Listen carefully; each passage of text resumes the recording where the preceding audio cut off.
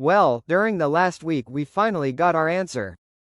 Satellite sources scanning the vicinity of the Fentale volcano's summit detected the significant presence of a gas not traditionally associated with active volcanoes, methane.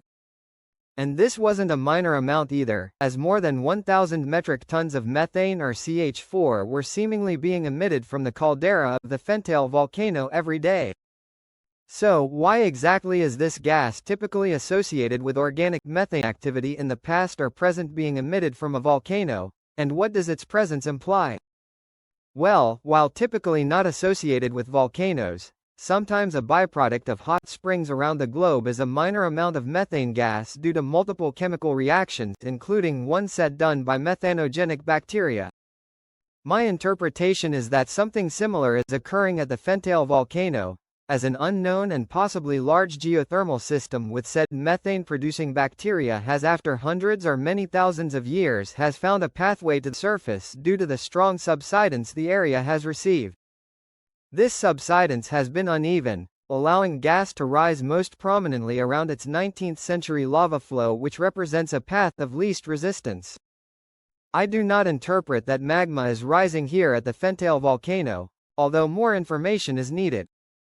One way to test this hot spring theory, which would explain the strong water component seen in satellite imagery, is to check for carbon dioxide and dihydrogen molecules rising alongside the methane gas emissions.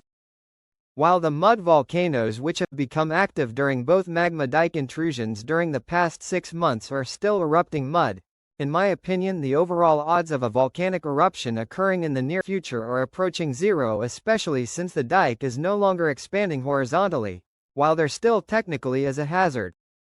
My main concern is not about the ongoing dying next time intrusion, but rather what might happen next time or the time after that. As it appears that this section of the broader East African Rift is undergoing an intense rifting episode which is likely to last several more years.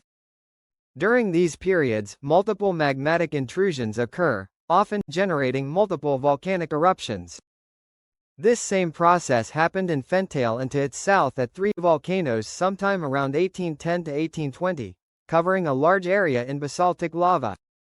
In other words, it is quite likely, just like on Iceland's Reykjanes Peninsula, which is also undergoing a similar event, that more magmatic intrusions and possibly even eruptions might occur during the next few years.